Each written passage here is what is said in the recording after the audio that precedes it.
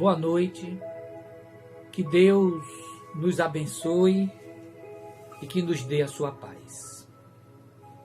Guarda, pois, a existência como um dom inefável, porque o teu corpo é sempre um instrumento divino para que nele aprendas a crescer para a luz e a viver para o amor ante a glória de Deus. Esse pequeno trecho nós retiramos do livro Religião dos Espíritos, psicografia do médium Chico Xavier e de autoria do Espírito Emmanuel. Por que nós escolhemos esse pequeno trecho?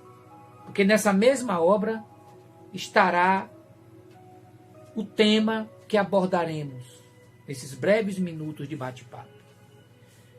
Esse tema é complexo, é difícil e é até um pouco denso. No entanto, como a doutrina espírita tem princípios básicos que abrangem a imortalidade da alma e a reencarnação, nós não poderíamos deixar de tecer comentários sobre o suicídio, que é o nosso tema, e prometemos que, nada obstante a densidade, a dificuldade e a complexidade do assunto, tudo faremos para que, ao final, o tema aqui abordado, ele se transforme para mim e para você e para tantos que nos veem e escutam, um convite à exaltação da vida. Como dissemos, lançaremos mão do livro Religião dos Espíritos e nele apresentaremos tão somente aqueles trechos que achamos fundamentais para a explicação do tema. No referido capítulo da obra, intitulada O Suicídio, o Espírito Emmanuel faz uma abordagem e nela considera, em relação à prática suicida, a premeditação mais profunda com remorso mais amplo. O que é que significa? Ou seja, quanto maior a premeditação para o ato suicida, quanto mais o indivíduo planeja o suicídio, mais amplo o remorso para ele no mundo espiritual. É a primeira coisa que queremos que você registre. Premeditação mais profunda, remorso mais amplo no mundo espiritual. Emmanuel, ainda no capítulo, ele assevera que o suicida, após o ato de desespero, ele chega no além atormentado de dor. E a sua consciência, despertando no nível de sombras no qual ele se precipitou, faz com que ele suportará a contragosto, compulsoriamente, as companhias espirituais que elegeu para si própria, considerando mesmo a lei das afinidades. Por quê? Porque o suicida atrai, mas ele também é atraído por outros suicidas que estão na mesma faixa de pensamento em aflição. Os suicidas, eles se reúnem em grupos extensos e, não raro, por indução, passam a sentir os sofrimentos uns dos outros, semelhante àquela pessoa que, vendo o sofrimento do outro, passa a sofrer também, além da dor do seu próprio infortúnio.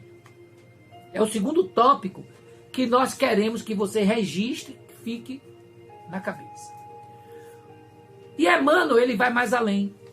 Ele afirma que os resultados do suicídio não se circunscrevem, palavras dele, aos sofrimentos íntimos. Por quê? Porque surgem desequilíbrios consequentes no corpo espiritual. Corpo espiritual? Sim, corpo espiritual. Esse corpo espiritual, que envolve o espírito, ele é como se fosse uma chapa de raio-x.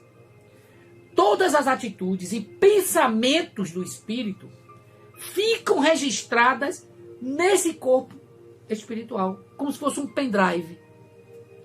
E esses registros, aí registrados, vão ser fixados futuramente em encarnações próximas.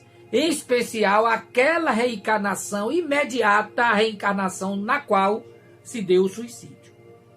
E Emmanuel, ele fala uma coisa bastante interessante, que quando o suicida ele aporta no mundo espiritual, né, ele sofre, como vimos acima, ele fica com a consciência que desperta no nível de sombras, atormentada de dor, mas depois de um tempo de sofrimento, ele é amparado e passa por um processo de reeducação, como Emmanuel diz, nos planos de trabalhos espirituais fronteiriços da Terra, e daí serão habitualmente, Emmanuel utiliza a palavra reinternados. Nós vamos falar reencarnados para ficar bem entendido. Eles são habitualmente reencarnados em um novo corpo de carne com um adendo. Esse corpo de carne que ele habitará na futura encarnação imediata àquela na qual se deu o ato desesperador, ele apresentará esse corpo inibições e enfermidades. Mas por que o suicida ele apresentará nessa encarnação seguinte inibições e enfermidades? Qual o porquê disso? Bom, é importante que a gente não esqueça que essas alterações orgânicas que ficarão estampadas no futuro corpo não é punição, não é castigo de Deus, porque a lei de Deus é lei de amor. Mas representa, como diz Emmanuel, uma terapia providencial na cura da alma. Uma terapia providencial na cura da alma. Bom, de tudo a gente chega a uma conclusão. Que Deus não castiga e que Deus também não perdoa. Ele dá a oportunidade para o espírito se reerguer. Porque é o próprio espírito o causador do seu infortúnio.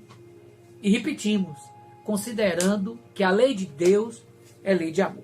Mas vamos lá discutir por que é que o espírito renasce, o suicida, renasce com essas inibições, essas enfermidades orgânicas. Veja bem, imagine que você que está aí do outro lado nos vendo, que você, por exemplo, ao reencarnar na Terra, recebeu um bônus de 10 pontos. Olha, fulano, você vai reencarnar, você vai receber aí 10 pontos. Contudo, você reencarna e etc e tal. E aos 20 anos, depois de reencarnado, você tem, por exemplo, uma desilusão amorosa e você resolve acabar com a própria vida, desferindo um tiro no seu coração. Você desencarna e, ao chegar no mundo espiritual, após um período largo de sofrimento, por conta mesmo do desapontamento por permanecer vivo, você fica sabendo que perdera 9 daqueles 10 pontos que você recebeu quando reencarnou anteriormente. Lembra? Você reencarnou, recebeu 10 pontos de crédito, mas cometeu o ato suicida, obteve êxito, morreu, foi para o mundo espiritual, mas ficou sabendo que daqueles 10 pontos que você tinha, você perdeu 9 e ficou apenas com 1 ponto. E o que é que acontece? Os bons espíritos aí planejam o seu retorno à reencarnação outra vez, né?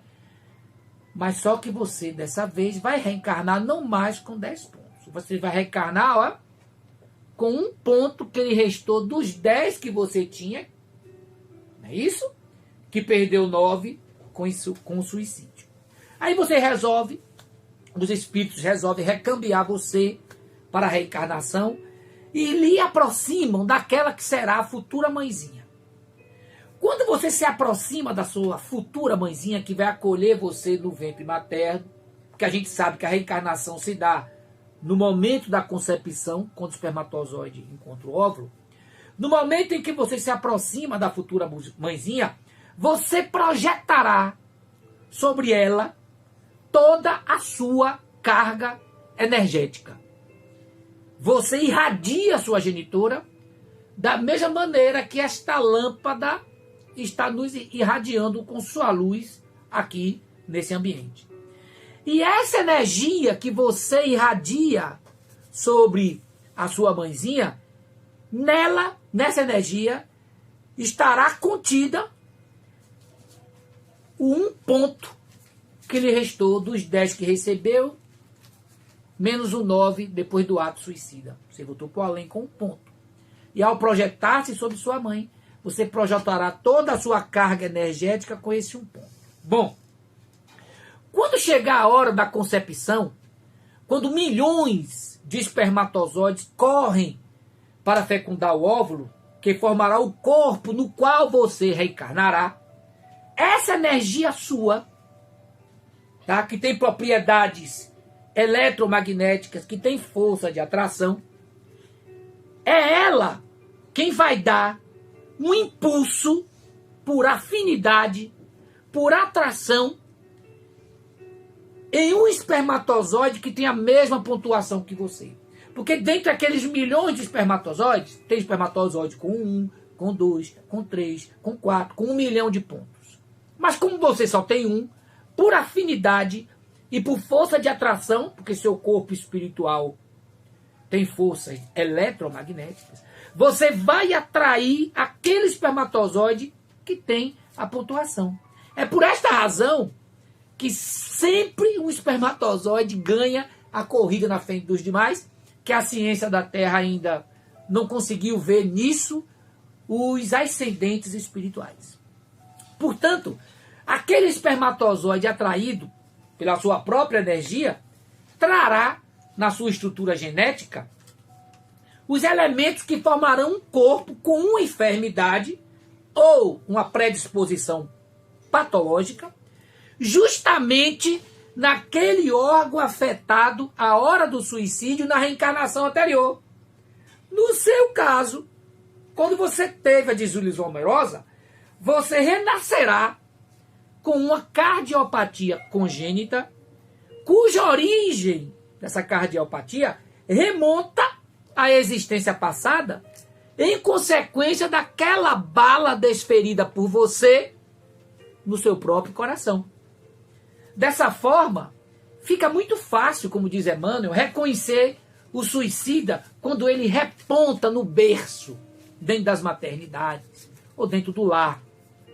Por exemplo, aqueles que se envenenaram conforme os tóxicos, né, de que se valeram, eles renascem trazendo afecções valvulares, achaques do aparelho digestivo, trazem as doenças do sangue, as disfunções endocrínicas e outros males. Aqueles que incendiaram a própria carne, eles amargam as agruras da ictiose e do pênfego. Pega esses nomes e vai investigar aí no Google, por exemplo, o que significam essas enfermidades. Os que se asfixiaram, seja no leito das águas ou nas correntes de gás, eles exibem, renascem, trazendo processos mórbidos das vias respiratórias, como o enfisema e como os cistos pulmonares. Aqueles que se atiraram de grandes alturas reaparecem com a osteite difusa, com a distrofia muscular progressiva, e aqueles que se enforcaram, um dos últimos exemplos que Emmanuel dá, né, eles aparecem na Terra portando distúrbio do sistema nervoso e às vezes neoplasias e a paralisia cerebral infantil. Ou seja, a paralisia cerebral infantil tem uma estreita ligação com o suicídio no passado. Tá? Bom, segundo o tipo de suicídio, seja ele direto, seja ele indireto, vão surgir aí as distonias orgânicas derivadas que correspondem a diversas calamidades congênitas, como a mutilação, palavras de Emmanuel, viu? Como a mutilação, o câncer, a surdez, a mudez e a loucura. Como dissemos no início, nós, nessa breve e rápida explicação, que nós gostaríamos muito que o final fosse uma exaltação à vida. E nós queremos dizer a você o seguinte, uma mensagem de Chico Xavier. Nos seus momentos difíceis, nos momentos em que você é tentado a cometer o ato fatídico, né, através do suicídio, os espíritos vêm através de você e diz: confia sempre. Não percas a tua fé entre as sombras do mundo. Ainda que os teus pés estejam sangrando, segue para frente, erguendo-a por luz celeste acima de ti mesmo. Crê e trabalha. Esforça-te no bem e espera com paciência. Tudo passa e tudo se renova na terra, mas o que vem do céu permanecerá. De todos os infelizes, os mais desditosos são os que perderam a confiança em Deus e em si mesmos. Porque o maior infortúnio é sofrer a privação da fé e prosseguir vivendo. Eleva, pois, o teu olhar e caminha. Luta e serve. Aprende e adianta-te. Hoje é possível que a tempestade te amafanhe o coração e te atormente o ideal, agrilhoando-te ao desespero ou ameaçando-te com a morte. Não te esqueças, meu amigo e minha amiga, porém, que amanhã será outro dia. Gostaríamos muito que essa mensagem ficasse registrada dentro do seu coração. Que você se enchesse de esperança, de paz e de confiança. Ame, trabalhe, reforme-se moralmente, ore e tenha certeza que você não está sendo guiado por força cega do destino. Você é filho de Deus. Como diz Joana de Ângeles, herdeiro do cosmos. E ninguém nasceu com a fatalidade da desgraça. Não se esqueça. Amanhã será outro dia. Que Deus lhe abençoe. Muito obrigado. E que lhe dê a sua paz.